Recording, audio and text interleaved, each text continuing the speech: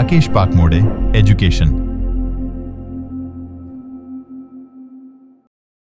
नमस्कार and welcome to the show. आज का जो टॉपिक है वो 12वीं स्टूडेंट जो है जिन्होंने 12वीं की एग्जामिनेशन दी है और रिजल्ट लग चुका है उनके लिए है। आज के इस वीडियो में मैं ये बताने वाला हूँ कि 12वीं के बाद क्या क्या कोर्सेज किए जाते हैं। ज़्यादातर स्टूडेंट को इंजीनियर या डॉक्टर के बारे में पता होता है, लेकिन उसके अलावा भी उसके इक्विवेलेंट बहुत से कोर्स होते हैं जो स्टूडेंट और उसके पालक को पता नहीं होता। तो इन सभी कोर्सेज के बारे में इंजीनियर डॉक्टर के साथ साथ मैं बताने वाला। तो सबसे पहला कोर्स है इंजीनियरिंग फील्ड से इंजीनियर बनने के लिए। इंजीनियरिंग में जो होता है वो BE BTech ये कोर्स होता है जो 4 साल का कोर्स होता है। BE यानी बैचलर ऑफ इंजीनियरिंग या बैचलर ऑफ टेक्नोलॉजी यानी BTech। तो ये डिग्री अवार्ड की जाती है। तो ये डिग्री वेरियस ब्रांच में अवार्ड की जाती है, ये यूनिक नहीं।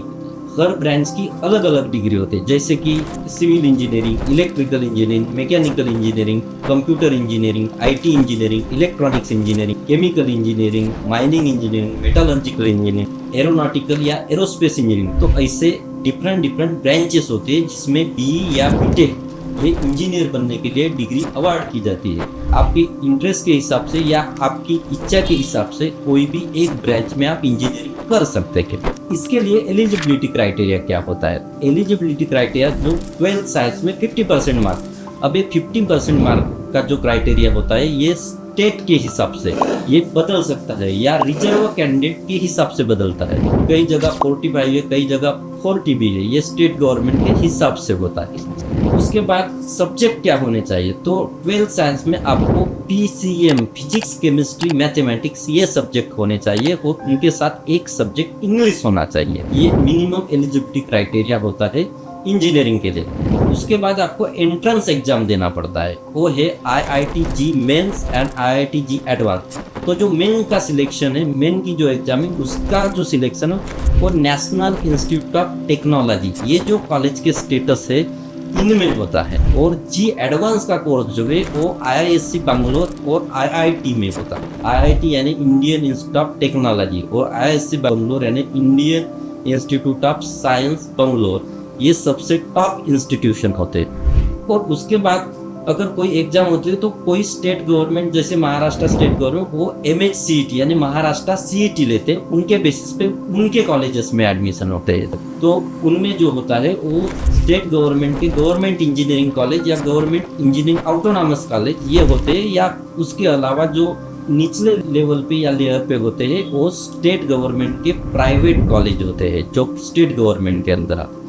उसके बाद का जो कोर्स है वो है डॉक्टर बनने के लिए मेडिकल साइंस से। तो डॉक्टर बनने के लिए जो कोर्स है वो मेडिकल पे है या मेडिकल साइंस कहते हैं या मेडिकल टेक्नोलॉजी। कोर्स का जो नाम है वो है MBBS, bachelor of medicine and bachelor of surgery.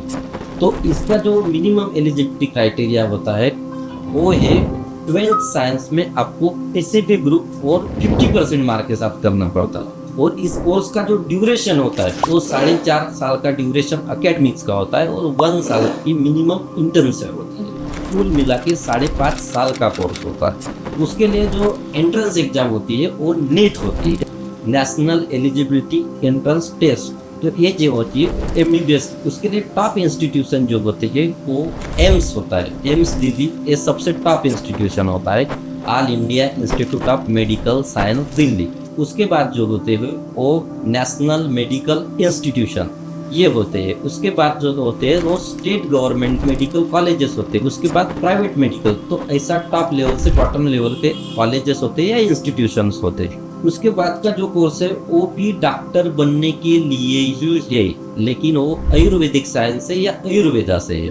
Course का नाम है BAMS, bachelor of Ayurvedic medicine and surgery. इसका जो ड्यूरेशन है वो 4.5+1 यानी 4.5 साल का एकेडमिक्स और 1 साल का इंटर्नशिप होता है। मिनिमम जो क्राइटेरिया होता है वो 12th साइंस में 50% मार्क, वो वैसे ही चेंज होता है स्टेट गवर्नमेंट के हिसाब से या रिजर्व कैटेगरी कैंडिडेट में। उसके लिए जो सब्जेक्ट लगते हैं वो PCB physics, chemistry, biology plus English, one of the subject. ये मिनिमम एलिजिबिलिटी क्राइटेरिया होता है।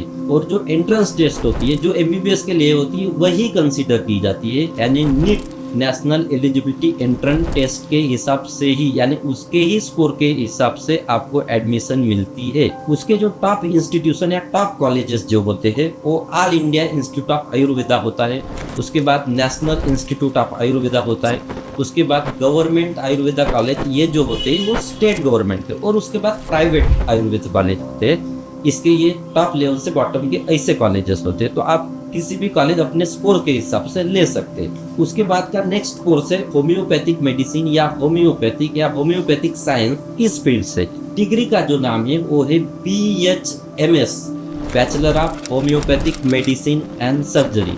ये 4.5 साल का अकेडमिक्स प्लस 1 साल की इंटर्नशिप, यानी कुल मिला के 5.5 साल का कोर्स होता है। इसका जो मिनिमम एलिजिबिलिटी क्राइटेरिया होता है वो है 12 साइंस में 50% मार्क और PCB यानी कि physics, chemistry, biology plus English, इसके साथ आपको 12 साइंस पास होना पड़ता है। उसकी भी एंट्रेंस एग्जाम जो MBBS की होती है वही है जो नीट है। टॉप कॉलेजेस जैसे कि Maharashtra university of health science, इसके अंडर कुछ कॉलेज है जैसे कि भारतीय विद्यापीठ पुणे या मुंबई, बहुत से स्टेट गवर्नमेंट के उनके कॉलेज है। तो कोई भी आप अपने स्कोर के हिसाब से किसी भी कॉलेज में BHMS करने के लिए एडमिशन ले सकते हैं। उसके बाद का जो कोर्स है फील्ड का नाम है डेंटल सर्जरी यानी दांत का डॉक्टर। डिग्री का जो नाम है वो BDS, bachelor of dental surgery. तो ये जो कोर्स है वो 4 साल का कोर्स है और 1 साल की इंटर्नशिप, यानी 4 साल का अकेडमिक्स प्लस 1 साल की इंटर्नशिप होती है। इसका जो मिनिमम एलिजिबिलिटी क्राइटेरिया 12 साइंस में 50% मार्क, ये कम ज़्यादा हो सकते हैं, और जो सब्जेक्ट्स है वो PCP प्लस इंग्लिश, यही सब्जेक्ट है। एंट्रेंस एग्जाम भी नीट ही है। एम्स दिल्ली में जो डेंटल सर्जरी का डिपार्टमेंट है वहाँ से होता है, जैसे गवर्नमेंट मेडिकल कॉलेज नागपुर में वहाँ भी डेंटल सर्जरी, और गवर्नमेंट मेडिकल कॉलेज मुंबई वहाँ भी होता है। तो कॉलेज से भी वहाँ डेंटल सर्जरी के डिपार्टमेंट होते हैं। फिजियोथेरेपी, ये जो डॉक्टर है, जो बीमारियां मेडिसिन से नहीं दुरुस्त होती वो व्यायाम से, योगा से होती है, तो उसके लिए ये 4 साल का स्पेशल कोर्स बनाया गया है। डिग्री का नाम है BPT या BPTH, बैचलर ऑफ फिजियोथेरेपी। उसमें भी जो MBBS की जो मिनिमम एलिजिबिलिटी क्राइटेरिया 50% के साथ आपको 12 साइंस पास करना पड़ता है, वही सेम ही है। सब्जेक्ट भी PCB प्लस इंग्लिश सेम ही है। इसके जो कॉलेजेस है जैसे institute of post graduate medical education and research Kolkata, government medical college Nagpur, third है मद्रास मेडिकल कॉलेज और टोपीवाला नेशनल मेडिकल कॉलेज। तो ऐसे ही कोर्स आप अपने स्कोर के हिसाब से जहां आपको एडमिशन मिलती है वहां कर सकते हैं। अब उसके बाद का जो कोर्स है वो औषध निर्माण क्षेत्र में कोर्स है, फार्मास्यूटिकल साइंस या फार्मेसी, जो फार्मासिस्ट बनने के लिए होता है। कोर्स का नाम है B.Pharm, 4 साल की डिग्री होती है। D.Pharm यानी कि 2 साल का डिप्लोमा होता है। जो उसके लिए जो सब्जेक्ट लगते हैं वो PCM या PCB, 2 में से कोई भी ग्रुप रहा तो भी चलता है। 12 साइंस में 50% मार्क के साथ आपको साइंस क्लियर करनी पड़ती है। उसके जो इंस्टीट्यूशन है जैसे कि ICT Mumbai, institute of chemical technology, और जो सेकंड है वो है बिट्स पिलानी यानी कि Birla institute of technology and science Pilani, वहाँ भी फार्मास्यूटिकल डिपार्टमेंट है, वहाँ से आप कर सकते हैं। नेक्स्ट कोर्स जो है वो मेडिकल साइंस या हेल्थ साइंस फील्ड से ही है, जो नर्सिंग के लिए, मेल या फीमेल दोनों के लिए ये रहता है, जिसका नाम है BSc nursing, bachelor of science in nursing. ये 4 साल का कोर्स होता है। आपको साइंस ही लेनी पड़ती है, और PCB यानी कि जो सेम MBBS की जो मिनिमम एलिजिबिलिटी क्राइटेरिया है वो सेम ही है, और उसके लिए भी एंट्रेंस एग्जाम जो होती है वो नीट ही होती है। जैसे कि एम्स में एम्स की खुद की जो एंट्रेंस एग्जाम होती है वो होती है, लेकिन बाकी कॉलेजेस के लिए जो है वो नीट ही होती है। AIIMS Delhi, PGIMER, post graduate institute of medical education research Chandigarh. उसके बाद BHU वाराणसी, ये जो है वो टॉप इंस्टीट्यूशन होते हैं। उसके बाद नेक्स्ट कोर्स है वो आर्किटेक्चर के लिए, यानी वास्तुशास्त्रज्ञ या वास्तुशास्त्र के लिए। ये आर्किटेक्ट बनने के लिए ये 5 साल का कोर्स होता है, जिसकी डिग्री होती है BArch, बैचलर ऑफ आर्किटेक्चर या बैचलर इन आर्किटेक्चर, ये डिग्री होती है। इसके लिए आपको 12 साइंस में 50% मार्क के साथ पास होना पड़ता है। IIT-JEE मेंस का सेकंड पेपर जो है वो एंट्रेंस एग्जाम के रूप में आपको देना पड़ता है। इसके लिए आपको जो ग्रुप है साइंस में वो PCM, physics, chemistry, mathematics plus 1 of the subject is the English, ये रहता है। जिसके टॉप इंस्टीट्यूशन है जैसे कि IIT Kharagpur, sir JJ college of architecture Mumbai, school of planning and architecture Delhi, and some NIT और सम लोकल कॉलेजेस होते हैं जो स्टेट गवर्नमेंट को, किसी भी कॉलेज में आप इसके अलावा आपको सीईटी या नाटा भी आप दे सकते हैं। नाटा यानी national aptitude test in architecture, ये काउंसिल ऑफ आर्किटेक्चर कंडक्ट करता है। जिन्होंने जी मेंस पेपर 2 नहीं दिया है तो कुछ इंस्टीट्यूशन में नाटा प्रिपेयर किया जाता है जो आप दे सकते हैं। इसके बाद नेक्स्ट जो कोर्स है वो है बिजनेस एडमिनिस्ट्रेशन के लिए यानी कि मैनेजर बनने के लिए बैचलर कोर्स है, जिसका नाम है BBA, bachelor of business administration. तो इसकी जो डिग्री है वो 12th के बाद, 12th में आपको आर्ट, कॉमर्स, साइंस कोई भी स्ट्रीम रही तो भी चलता है। इसके बेसिस पे आपको मैनेजर की जो पोस्ट होती है कंपनी में वो मिलती है। तो ये 3 साल का कोर्स होता है और कोई भी अपने नजदीकी BBA कोर्स के लिए एडमिशन आप ले सकते हैं। और BBA होने के बाद आप आगे जाके MBA भी कर सकते हैं जो वैल्यूएबल कोर्स माना जाता है।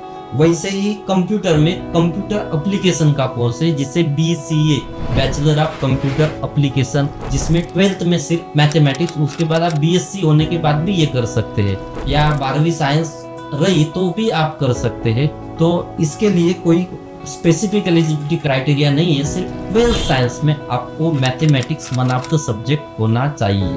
उसके बाद नेक्स्ट कोर्स है होटल मैनेजमेंट के। Hotel management and catering technology ये फील्ड है, जैसे ताजमहल होटल जो टाटा के, वहाँ इनकी पोस्ट होती है मैनेजरियल पोस्ट के लिए, जो इवेंट वगैरह मैनेजमेंट करते हैं या पार्टी मैनेजमेंट कहते हैं, उसके लिए होता है। तो ये जो कोर्स है वो 4 साल का BHM, bachelor of hotel management, ये कोर्स। तो यहाँ कोई भी स्टूडेंट, आर्ट, कॉमर्स, साइंस का कोई भी स्टूडेंट एडमिशन ले सकता है, उसके लिए कोई स्पेशल कैटेगरी या क्राइटेरिया होता नहीं। नेक्स्ट कोर्स है वो BSc एग्री, यानी एग्रीकल्चर फील्ड में जो काम करना चाहते हैं, उनमें जो रिसर्च करना चाहते हैं, उनके लिए ये जो कोर्स है 4 साल का कोर्स है।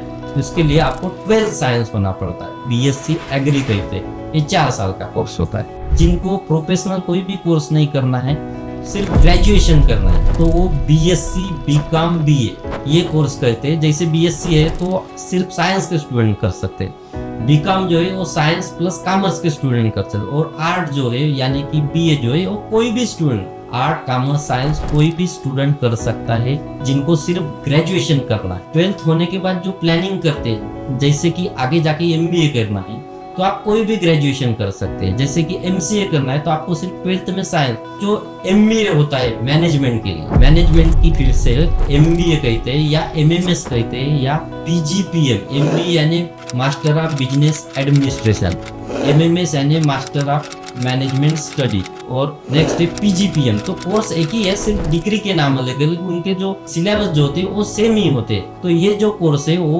कंपनी या इंडस्ट्री में मैनेजरियल पोस्ट के लिए बनाए जाते हैं, कोई भी ये कोर्स कर सकता है। तो उसके लिए कोई स्पेसिफिक एलिजिबिलिटी क्राइटेरिया नहीं होती, सिर्फ डिग्री करनी पड़ती है। नेक्स्ट कोर्स है MCA, जैसे कि BCA है तो उसका जो मास्टर है वो MCA। आप 12th साइंस में आपको मैथमेटिक्स सब्जेक्ट रहा तो आप ये कर सकते हैं। ये कंप्यूटर एरिया का, इस कोर्स की इक्विवेलेंसी कंप्यूटर इंजीनियरिंग के इक्विवेलेंट मानी जाती है। जैसे कि BE कंप्यूटर जो होते हैं या IT में भी रहते हैं तो इसके इक्विवेलेंट ही MCA माना जाता है। ये कई जगह 2 साल का होता है, कई जगह 3 साल का होता है। तो पहले ये 3 साल का, अभी सब बहुत सी यूनिवर्सिटी ये 2 ही साल का कर लिया है। उसके बाद जो कोर्स है वो वकील बनने के लिए, जिसे लॉ कहते हैं या लेजिस्लेटिव लॉ कहते हैं। तो ये जो कोर्स है उसमें 2 कैटेगरी होती है, यानी कि आप 12th स्टैंडर्ड के बाद भी कर सकते हैं और डिग्री के बाद भी कर सकते हैं। तो 12th स्टैंडर्ड के बाद ये कोर्स 5 साल का होता है और डिग्री के बाद ये कोर्स 3 साल का होता है। अगर आप 12th स्टैंडर्ड में हो और आप करना चाहते हैं तो आपको CLAT, common law admission test, जैसे कि नेशनल लॉ यूनिवर्सिटी ये टेस्ट कंडक्ट करती है, ये देनी पड़ती,